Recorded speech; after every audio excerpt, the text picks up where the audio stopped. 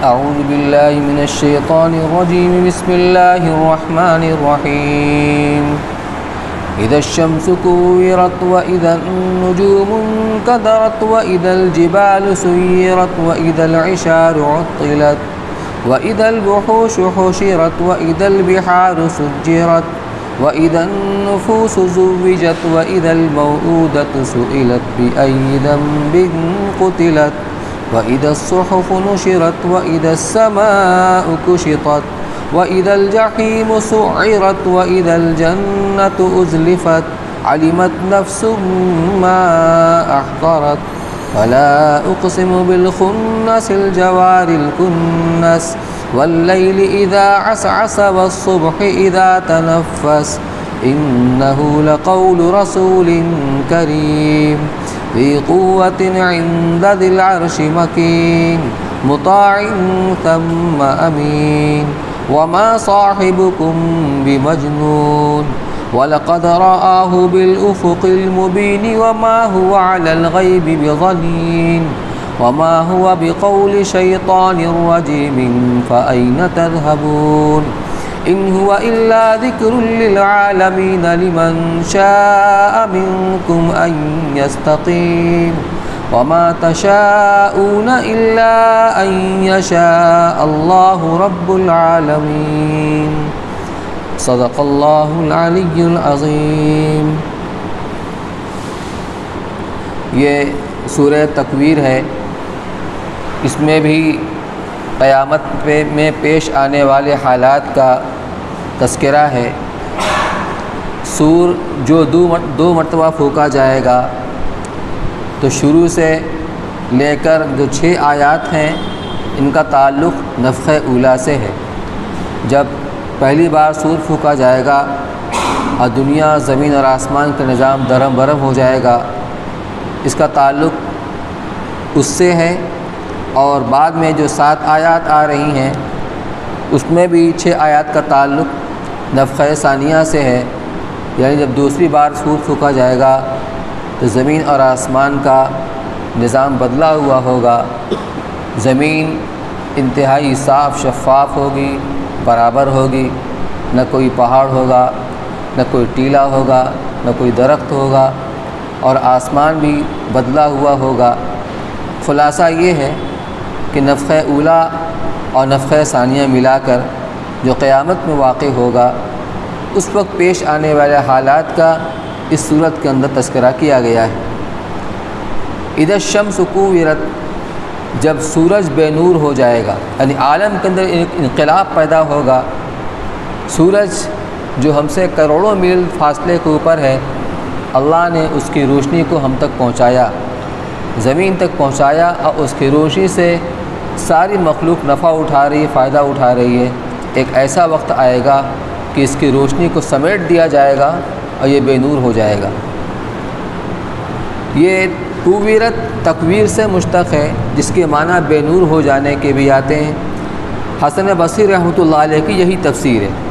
اور اس کے معنی ڈال دینے، پھینک دینے کے بھی آتے ہیں. ربیع ابن خیثم نے اس کی یہی تفسیر کی ہے کہ مراد اس سے یہ ہے کہ آفتاب کو سمندر میں ڈال دیا جائے گا، جس کی گرمی سے سارا سمندر آگ بن جائے گا، اور ان دونوں میں کوئی تضاد نہیں. ہو سکتا ہے کہ اول آفتاب کو بے نور کر دیا جائے، پھر اس کو سمندر میں ڈال دیا جائے. صحیح بخاری میں حضرت ابو ہریرہ رضی اللہ تعالیٰ عنہ سے روایت ہے کہ رسول اللہ صلی اللہ علیہ وسلم نے فرمایا کہ شمس و قمر قیامت کے دن دریا میں ڈال دیے جائیں گے. اور مسند بزاز میں اس کے ساتھ یہ بھی ہے کہ جہنم میں ڈال دیے جائیں گے. ابن ابی حاتم، ابن ابی دنیا اور ابو شیخ نے ان آیات کے متعلق یہ نقل کیا ہے کہ قیامت کے روز اللہ تعالیٰ شمس و قمر اور تمام ستاروں کو سمندر میں ڈال دیں گے. پھر اس پر تیز ہوا چلے گی جس سے سارا سمندر آگ ہو جائے گا. اس طرح یہ کہنا بھی صحیح ہو گیا کہ شمس و قمر کو دریا میں ڈال دیا جائے گا، اور یہ کہنا بھی درست رہا کہ جہنم میں ڈال دیا جائے گا، کیونکہ سارا سمندر اس وقت جہنم بن جائے گا. وَإِذَا النُّجُومُ انْكَدَرَتْ، اس کے معنی سقوط اور گرنے کے ہیں. مراد یہ کہ آسمان کے سب ستارے سمندر میں گر پڑیں گے اور ٹوٹ کر سب گر پڑیں گے۔ وَإِذَا الْجِبَالُ سُيِّرَتْ، اور جب پہاڑ چلائے جائیں گے، یعنی پہاڑ جو آج انتہائی مضبوطی کے ساتھ اپنی جگہ کھڑے ہوئے ہیں، اللہ نے ان کو اتنا زبردست بنایا ہے کہ زمین کو بطور میخ کے گاڑ دیا ہے، لیکن ایک وقت ایسا بھی آئے گا کہ اپنی جگہ سے ہٹ جائیں گے اور بالکل ریگے رواں ہو جائیں گے، جیسے بالو ہوتا ہے۔ تو اتنا زبردست انقلاب آنے والا ہے۔ یہ سب واقعہ نفخ اولیٰ کے وقت پیش آئے گا۔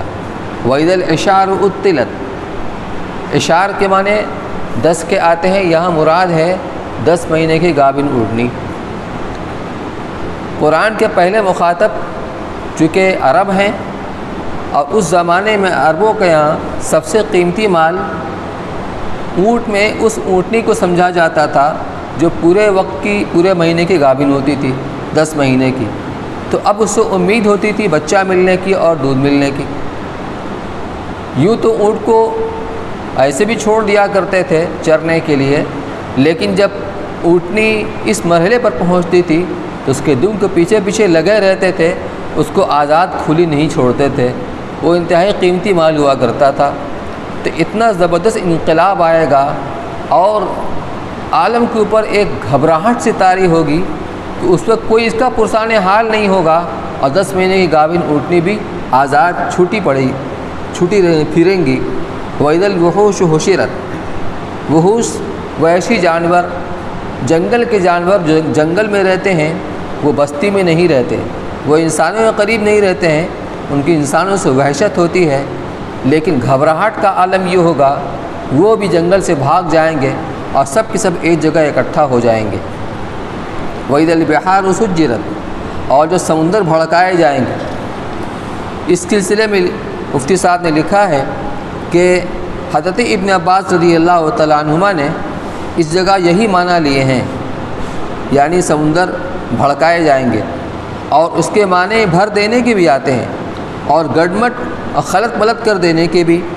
بعض ائمہ تفسیر نے یہی معنی لیے ہیں، اور حقیقت یہ ہے کہ ان میں کوئی اختلاف نہیں۔ پہلے سمندر اور میٹھے دریاؤں کو ایک کر دیا جائے گا، یعنی زمین میں جگہ جگہ دراڑ پڑ جائے گی اور میٹھے پانی وہاں سے نکلیں گے اور سمندر کا پانی مل کر ایک ہو جائے گا، درمیان کی رکاوٹیں ختم کر دی جائیں گی، جسے دریائے شور اور دریائے شیریں دونوں کے پانی خلط ملط بھی ہو جائیں گے اور زیادہ بھی۔ پھر شمس و قمر اور ستاروں کو اس میں ڈال دیا جائے گا، پھر اس تمام پانی کو آگ بنا دیا جائے گا جو جہنم میں شامل ہو جائے گا۔ جنت کے بارے میں تو آتا ہے کہ اللہ کا عرش جنت کی چھت ہے، وہ یا 7 آسمان کے اوپر جنت ہے، اور جہنم 7 زمین کے نیچے ہے۔ کیا کیفیت ہوگی اللہ ہی بہتر جانتے ہیں۔ تو جب سمندر بھڑکائے جائیں گے، وَإِذَا النُّفُوسُ زُوِّجَتْ، تو یہ 6 حالات جو ہوں گے یہ نفخ اولیٰ وقت کے وقت پائے جائیں گے۔ اور اس کے بعد کے جو حالات ہیں، جب نفخ ثانیہ ہوگا، تمام انسان اپنے قبروں سے نکل پڑیں گے اور محشر کی طرف جو ان کی حساب کتاب کی جگہ ہوگی وہاں پر اکٹھا ہو جائیں گے۔ یہاں سے ان حالات کا بیان ہو رہا ہے۔ وَإِذَا النُّفُوسُ زُوِّجَتْ، اور جب ایک ایک قسم کے لوگ اکٹھا کیے جائیں گے۔ ایک ایک قسم مراد کفار الگ، مومن الگ۔ پھر مومنین کے اندر اصحاب الیمین ہیں، یہ الگ ہوں گے، اور اس میں جو مقربین ہیں وہ الگ ہوں گے۔ پھر بعد جو عابدین کی جماعت الگ، علماء کی جماعت الگ، اور مجاہدین کی جماعت الگ، اس طریقے سے الگ الگ جماعت کو اکٹھا کیا جائے گا۔ وَإِذَا الْمَوْءُودَةُ سُئِلَتْ، اور جب قبر میں زندہ گاڑی بھی بچیوں سے پوچھا جائے گا، بِأَيِّ ذَنبٍ قُتِلَتْ، کہ کس جرم میں ان کو قتل کیا گیا۔ زمانہ جاہلیت کے اندر جہاں عربوں کے اندر بہت ساری براویاں اور خرابیاں تھیں، اس میں سے ایک یہ خرابی بھی تھی کہ وہ اپنی بچیوں کو، سگی بچیوں کو زندہ زمین میں گاڑ دیا کرتے تھے، یا تو اس وجہ سے کہ ان کو کھلانا پڑے گا، یا اس وجہ سے کہ ہمارے گھر کوئی داماد آئے گا ہماری بچی بیانے کے لیے، اس آڑ کی وجہ سے۔ تو یہ رواج بھی وہاں عام تھا، اسلام نے آ کر اس کو ختم کیا۔ اب سوال یہ پیدا ہوتا ہے کہ قیامت کے دن تو سب سے پوچھا جائے گا، سوال کیا جائے گا، مشرکین سے پوچھا جائے گا، صرف اس کو کیوں ذکر کیا گیا؟ اس کی وجہ یہ مفسرین نے لکھی ہے کہ دنیا میں جب کسی کو وہ ظلم ہوتا ہے تو اس کو جو اپنے قریبی ہوتے ہیں وہ اس کی حمایت میں کھڑے ہو جاتے ہیں۔ بیٹا ہے، باپ ہے، بھائی ہے، اپنے قریبی رشتہ دار، اپنے خاندان کے لوگ ہیں، وہ اس کی حمایت میں کھڑے ہو جاتے ہیں۔ لیکن جب آدمی خود اپنی بچی کو زمین میں گاڑ دے، اس کا باپ ہی اس کو زمین میں گاڑ دے، پھر وہ بھی چپکے سے، تو اس کی حمایت کون کرے؟ تو دنیا میں اس کی حمایت نہیں کی تھی، آج اللہ تعالیٰ کے یہاں اس کی حمایت اس طریقے سے کی جائے گی کہ اس مجرم کے سامنے اس سے پوچھا جائے گا بتاؤ تمہیں کس جرم میں قتل کیا گیا، زندہ زمین میں دفن کیا گیا؟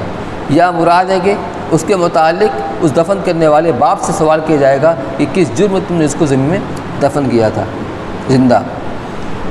وَإِذَا الصُّحُفُ نُشِرَتْ، اور جب صحیفے کھولے جائیں گے، انسان جب مر جاتا ہے تو اس کا نامہ اعمال یعنی صحیفہ اس کے لپیٹ دیا جاتا ہے، لیکن اس دن کھولے جائیں گے تاکہ انسان اپنے نامہ اعمال کو دیکھے اور خود اپنا فیصلہ کر لے، خود پڑھ لے کیا کیا اس نے کیا ہے۔ وَإِذَا الصُّحُفُ نُشِرَتْ وَإِذَا السَّمَاءُ كُشِطَتْ، جب آسمان کھل جائے گا۔ کشت کہتے ہیں جب جانور کو ذبح کیا جاتا ہے اور اس کی کھال نکالی جاتی ہے تو کھال الگ کرنے کے بعد اندر کی چیز کھل جاتی ہے، اس سے گوشت وغیرہ کھل جاتا ہے۔ تو مطلب یہ ہے کہ یہ آسمان کھلے گا اس طریقے سے، وَفُتِحَتِ الْأَبْوَابُ وَفُتِحَتِ السَّمَاءُ فَكَانَتْ أَبْوَابًا، کہ جب آسمان کھولے جائیں گے تو دروازے ہی دروازے ہو جائیں گے، یعنی اتنا زیادہ کشادہ ہوگا وہ کھلے گا کوئی یہ آسمان جیسے بہت سارے دروازے ایک ساتھ ہو جائیں۔ تو چونکہ وہ فرشتے جب آسمان کھلے گا تو پہلے آسمان کے فرشتے، پھر دوسرے آسمان کے فرشتے، پھر تیسرے آسمان کے، اسی لیے وہ فرشتے اتریں گے کثرت کے ساتھ، اور محشر میں جتنے انسان جنات ہوں گے چاروں طرف سے گھیرتے رہیں گے، پہلے آسمان کے فرشتے، پھر دوسرے آسمان کے فرشتے، اور پھر اللہ کا عرش آئے گا، اس کے بعد پھر حساب کتاب شروع ہوگا۔ تو یہاں وہ مراد ہے جب آسمان کھل جائے گی۔ وَإِذَا الْجَحِيمُ سُعِّرَتْ، اور جب جہنم کو بھڑکایا جائے گا۔ جہنم تو آج بھی بھڑک رہی ہے، لیکن کفار کے لیے اس کو مزید اس کو بھڑکایا جائے گا اور اس کو گرم کیا جائے گا۔ وَإِذَا الْجَنَّةُ أُزْلِفَتْ، اور جب جنت کو قریب کیا جائے گا، یعنی جو جنتی لوگ ہیں وہ اس کو دیکھیں گے، اس کی نعمتوں کو دیکھیں گے، ان سے قریب کیا جائے گا۔ یہ سب کی سب نفخہ ثانیہ کے بعد ہوگا جب حشر قائم ہو جائے گا۔ عَلِمَتْ نَفْسٌ مَّا أَحْضَرَتْ، یہ ہے اس کا جواب۔ جب ایسا ہوگا ایسا ہوگا ایسا ہوگا تو کیا ہوگا؟ تو ہر شخص جان لے گا جو کچھ وہ لے کر آیا ہوگا، اچھا عمل لے کر کے آیا ہے، برا عمل لے کر کے آیا ہے، جو کچھ اس نے دنیا میں کیا تھا وہ سب اس کو وہ جان لے گا۔ فلا اقسم بالخنس الجوار الکنس، اب اللہ تعالیٰ نے چند قسمیں کھائیں۔ قسم ہے فلا اقسم بالخنس، قسم ہے ان ستاروں کی جو پیچھے کی طرف چلتے ہیں، چلتے چلتے وہ پیچھے کی طرف چلنے لگتے ہیں۔ ان کو خمسہ متحیرہ کہا جاتا ہے۔ اصل میں 7 سیارے ہیں جس میں ایک شمس ہے، ایک قمر ہے، سورج ہے اور چاند ہے، لیکن یہ اپنے محور میں چلتے رہتے ہیں مسلسل، جو ان کی گزرگاہ ہے اسی میں۔ اب جاڑے گرمی کا فرق یہ ہوتا ہے، جیسے کہ 360 دن کا سال ہوتا ہے تو وہ کچھ نہ کچھ فرق سے مشرق و مغرب میں کچھ نہ کچھ فرق ہوتا رہتا ہے، پھر ایک سال کے بعد اسی جگہ لوٹ جاتے ہیں۔ تو یہ دائرے میں ان کا چکر لگتا رہتا ہے، لیکن یہ 5 سیارے ہیں، زحل، زہرہ، عطارد، مشتری اور ایک اور، تو یہ 5 سیارے ہیں۔ ان کی حرکت عجیب و غریب ہوتی، اس لیے ان کو خمسہ متحیرہ کہتے ہیں۔ چلتے چلتے اچانک وہ پیچھے کی طرف چلنے لگتے ہیں اور پھر چلتے چلتے جا کر کے وہ اپنے مطالعے کے اندر چھپ جاتے ہیں۔ تو جس طرح فرشتے ہوتے ہیں کہ جب اللہ تعالیٰ کے حکم کو نافذ کرنے کے لیے اور اس کی تدبیر کے لیے دنیا کے اندر آتے ہیں، پھر یہاں سے واپس جاتے ہیں، پھر عالم غیب کے اندر جا کر کے وہ چھپ جاتے ہیں۔ تو قسم ہے ان ستاروں کی جو چلتے رہتے ہیں، پھر پیچھے کی طرف چلنے لگتے ہیں اور پھر برابر چلتے رہتے ہیں اور پھر چھپ جاتے ہیں۔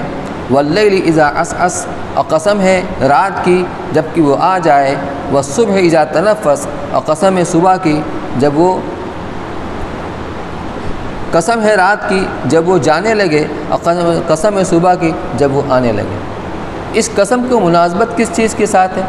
یعنی وہ وحی الہی، وہ کلام الہی، یہ قرآن کی شکل کے اندر یہ ہدایت ہے، یہ اس کے اندر ہدایت کا نور ہے۔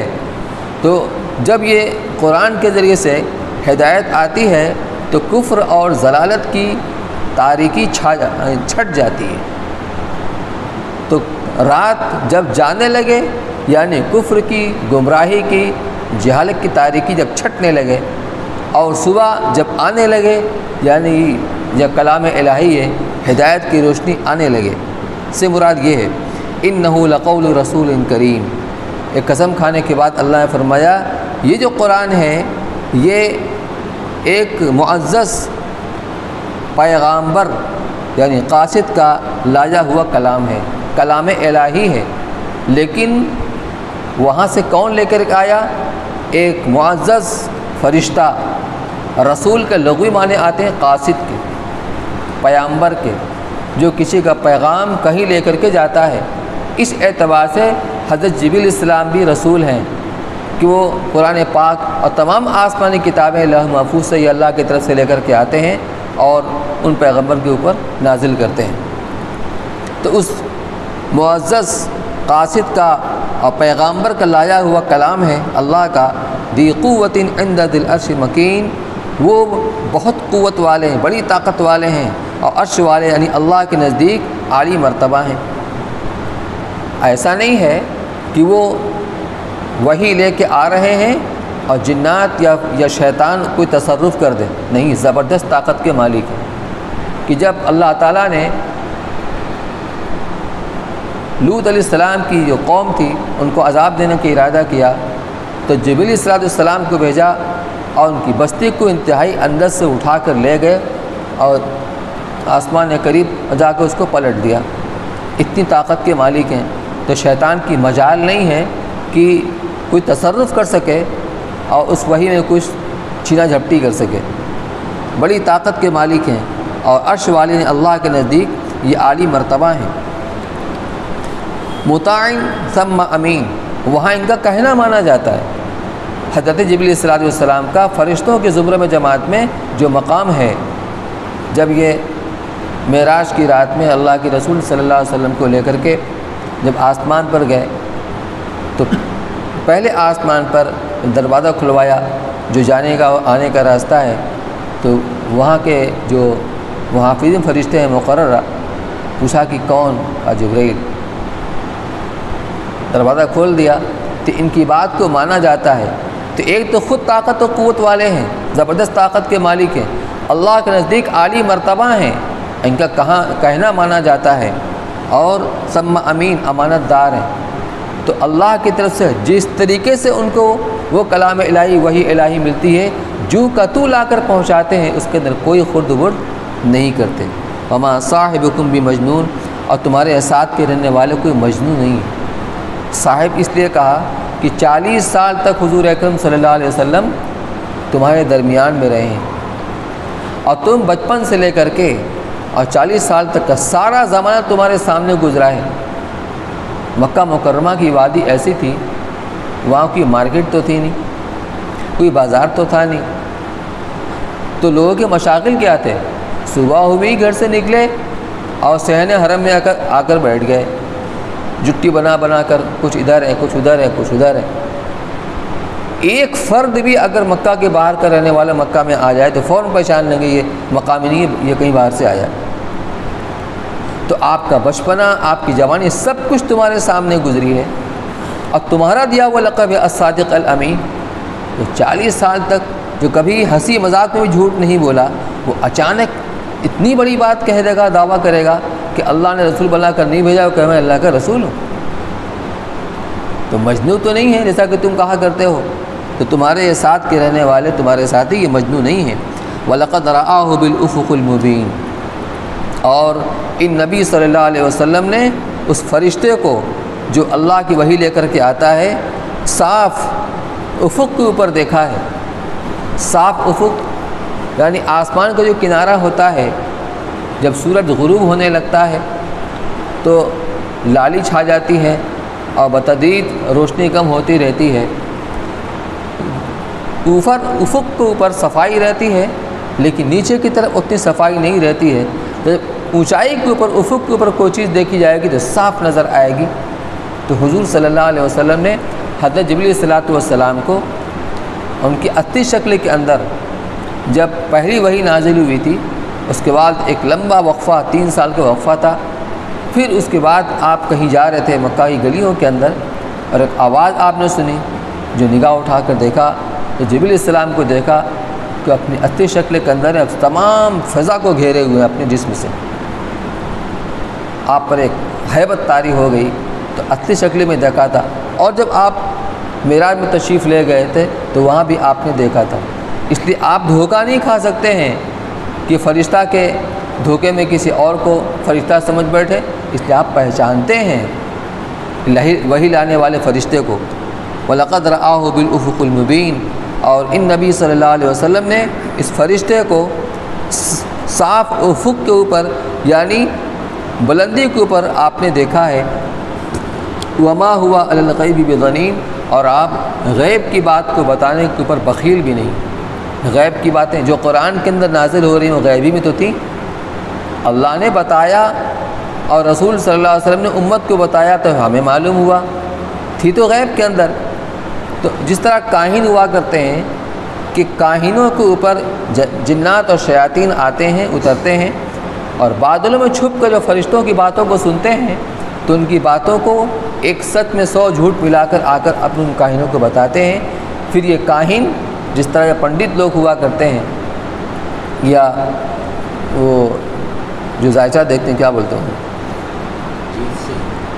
جوتسی، یہ لوگ پیسہ لے کر کے پھر بتاتے ہیں اور وہ صحیح بھی نہیں ہوتی ہے، اتفاق سے کبھی صحیح ہو گئی تو ہو گئی، تو پیسہ لیتے ہیں۔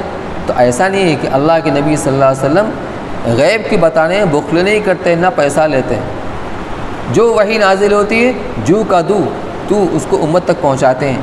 وما ہوا بقول شیطان الرجیم، اور نہیں کوئی شیطان مردود کا کہا ہوا کلام ہے، یہ اللہ کا عالی کلام ہے۔ لانے والے ایسے زبردست جن پر نازل ہوا وہ ان صفات کے مالک، فَأَيْنَ تَذْهَبُونَ، تو اب تم کہاں چلے جا رہے ہیں؟ اب کس چیز کا انتظار ہے؟ قرآن کے اوپر کیوں ایمان نہیں لاتے، کیوں اس کو مان لیتے کہ اللہ کا کلام ہے؟ ان هو الا ذکر للعالمین، یہ تو صرف ایک نصیحت نامہ ہے دنیا والوں کے لیے، دنیا جہان والوں کے لیے، لیکن نصیحت اس کے لیے ہے جو اس کو قبول کرے۔ جیسے قرآن کی ایک صفت ہے ھدی للعالمین،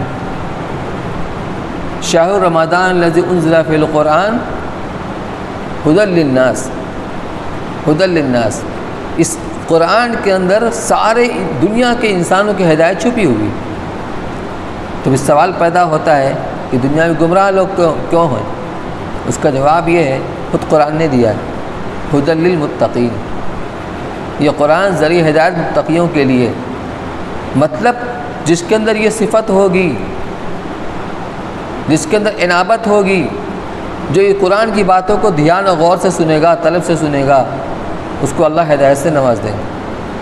جس کے اندر عناد ہوگا، سرکشی ہوگی اور سننے کا روادار نہیں ہوگا، اللہ اسے محروم کر دیں گے۔ جو سننا چاہے گا اس کے لیے ہدایت ہے۔ تو یہ ہدایت، یہ نصیحت نامہ ہے دنیا جہان والوں کے لیے، خاص طور سے اس کے لیے لمن شاء منکم ان یستقیم، خاص طور سے اس کے لیے جو تم میں سے سیدھی راہ چلنا چاہے، یعنی سرکشی کا راستہ، عناد اور ضد کا راستہ اختیار نہ کرے، بلکہ خالی ذہن ہو کر کے سنے۔ اور حالات اس کے شاہد ہیں کہ جن لوگوں نے قرآن کو سنا، چاہے دشمنی کے بعد بھی، جب اس قرآن کو غور سے سنا تو اللہ نے ان کو ہدایت سے نوازا۔ کئی عمر رضی اللہ تعالیٰ عنہ کیا حال تھا ان کا، گھر سے نکلے تھے حضور صلی اللہ علیہ وسلم کو معاذ اللہ قتل کرنے کے لیے، لیکن حالات ایسے بنے من جانب اللہ، جب غصہ انہیں آیا اور بہن کو جب خوب پیٹ لیا اور غصہ اتر گیا، غصہ ٹھنڈا ہو گیا، کہ اچھا مجھے دکھاؤ تم کیا پڑھ رہے تھے۔ تو بہنوئی سمجھ گئے کہ اللہ کے رسول نے دعا کی تھی وہ کام آ رہی، کہ عمر تم ناپاک ہو، یہ اللہ کا عالی کلام ہے جو پاک ہے، پہلے غسل کر کے آؤ۔ اب جب غسل کیا اس قرآن کو پڑھنے کے لیے تو گویا ہدایت اور قریب آ گئی۔ اور جب سورہ مریم کی ابتدائی آیات کو پڑھا اور جو پڑھ رہے ہیں ان کا دل کی دنیا میں کایا پلٹ ہو رہی کہ مجھے لے چلو حضور کے پاس۔ تو جس نے بھی اس قرآن کو یعنی اس کو سنا، عمل کی نیت سے سنا، یا دیکھیں اللہ تعالیٰ کیا فرماتے ہیں، عناد سے ہٹ کر، سرکشی سے ہٹ کر اللہ نے اسے نواز دیا۔ تو خاص طور سے اس کے لیے جو سیدھی راہ چلنا چاہے، یعنی عناد سرکشی کا راستہ اختیار نہ کرے۔ وما تشاءون الا ان یشاء اللہ رب العالمین۔ اب پھر یہ سوال پیدا ہوتا ہے کہ جو لوگ گمراہ ہو گئے کیوں؟ ان کے لیے قرآن ہدایت نامہ، نصیحت نامہ کیوں نہیں بنا؟ تو کہ بات یہ ہے کہ اللہ کی مشیت جس سے متعلق ہوتی ہے، ہدایت بھی اس سے متعلق ہوتی ہے۔ جس سے اللہ کی مشیت متعلق نہیں ہوتی ہے وہ بھی یوں ہی نہیں ہوتی ہے، اس کا بھی کوئی نہ کوئی سبب ہوا کرتا ہے۔ تو اس کا یہ جواب ہے وما تشاءون الا ان یشاء اللہ رب العالمین، اور تمہارے چاہنے سے کچھ نہیں ہوتا جب تک کہ وہ اللہ نہ چاہے جو سارے عالموں کا رب ہے۔ تو گویا اس میں قیامت کے اندر پیش آنے والے حالات اور قرآن کی حقانیت اس کو بیان کیا گیا، اور گویا کہ اس میں اپیل کی گئی کہ اب بھی تم ایمان نہیں لاؤ گے تو کب ایمان لاؤ گے۔ یہاں صورت مکمل ہوگی۔ آگے بھی جو صورت آ رہی ہے سورہ انفطار، اس میں بھی قیامت کے اندر واقع ہونے والے حالات کا ذکر ہے جو انشاءاللہ آپ اگلے ہفتے سماعت فرمائیں۔ سبحان اللہ و بحمدہ، سبحانک اللہم اشہد ان لا الہ الا انت۔